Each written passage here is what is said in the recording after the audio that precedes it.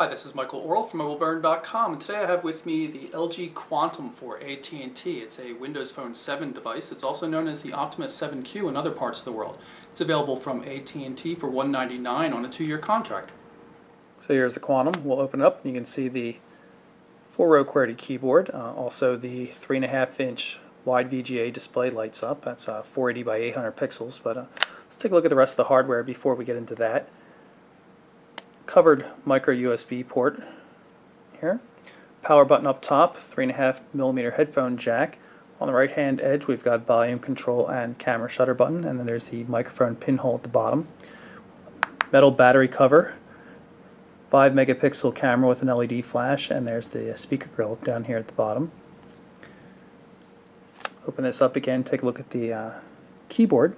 As I mentioned, there's 4 rows. The odd thing, though, is the shift and function buttons are separate little buttons here on the left-hand side, and shift is really in an awkward position if you're typing here to press all the way up there. These buttons are already small, but the shift being up there is just really kind of weird. It should be down further into this position. Otherwise, the keys have a very nice feel. Quite pleased with their input ability. Good tactile feedback, not too high, but a little bit of doming on, really quite nice. There's the main display, of course, nice and bright, capable of showing 16 million colors.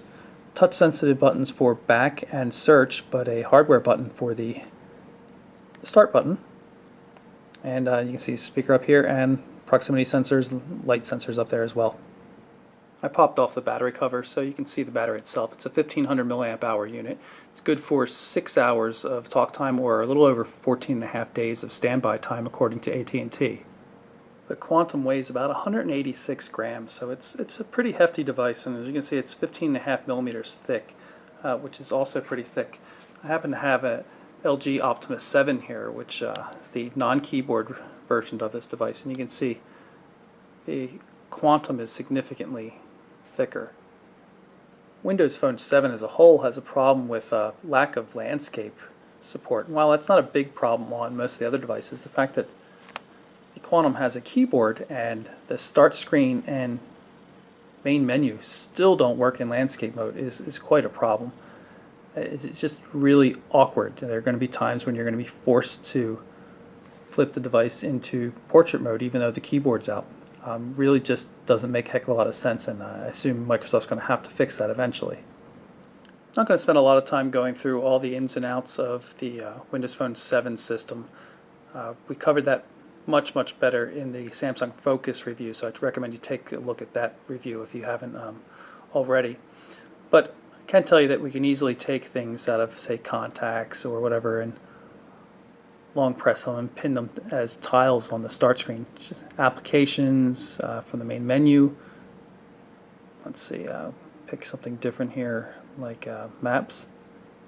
All these things can be pinned as tiles. So you can see there's the contact I just added, maps, and you also notice that they're live and animated, and you can see things flipping around here, which is pretty cool. Play 2 right here is LG's DLNA client, so you can use this to send pictures or video to DLNA compatible devices, be they televisions, other computers, whatever. It's pretty cool. Go through the default start screen. That is the phone application for dialing. Also shows calls history and quick access to the people application, which is your contacts.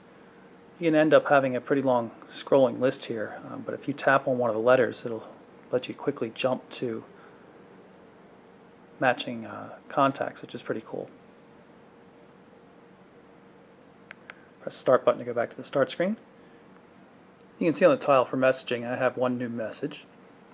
Tap here and we'll see there's the message.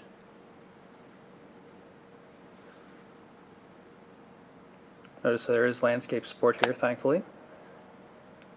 Colored bubbles, unfortunately uses the same color for both sides of the conversation. Double space to quickly add a full stop period. I'll just send that off.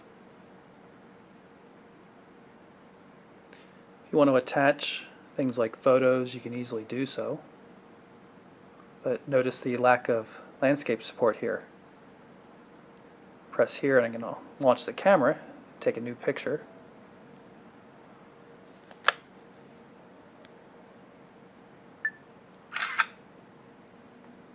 Use that in the message. And then I can put a caption here.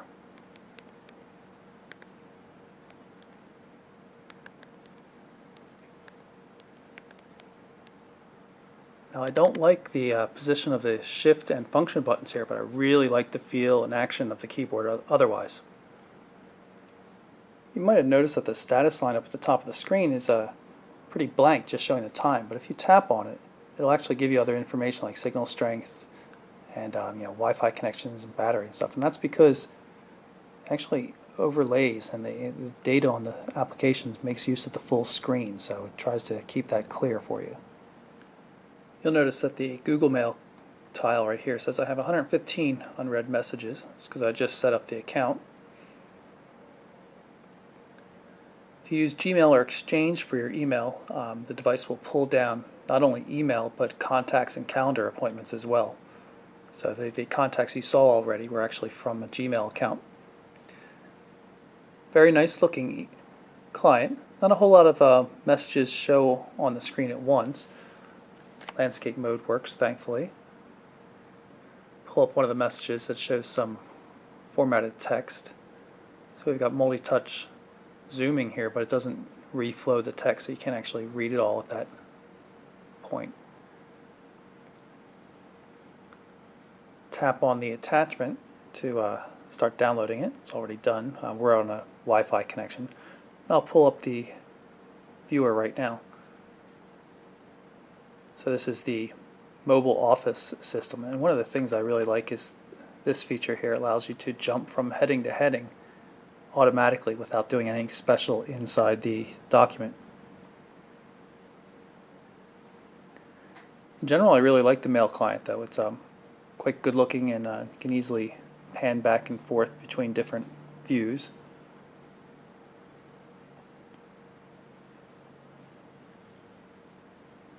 I'll send a quick reply here.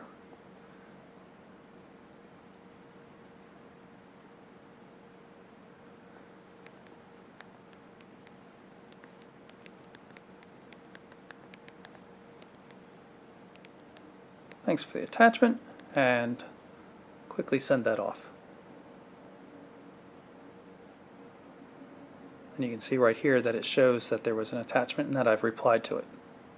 You'll notice right here there's an AT&T Uverse mobile tile. AT&T is pushing that service. If I long press it though, I can easily unpin it, add other things. And one of the cool things with Windows Phone 7 is you can delete any application, whether the carrier or the manufacturer installed it. So I can just as easily uninstall that application since it's won't work in my area.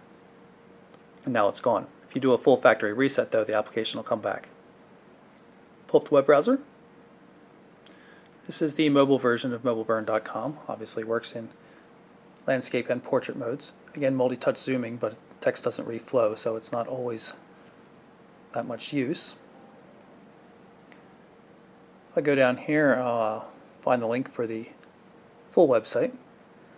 One of the neat things is page is totally interactive even while it's still loading, so all the stuff's going on in the background, loading the page, rendering stuff, and I can still use it.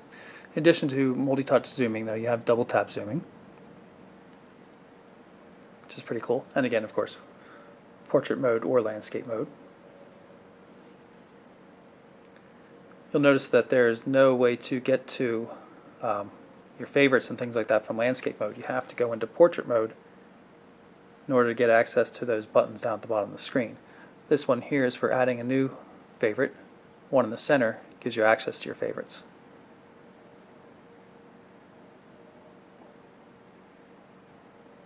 There's support for multiple windows though.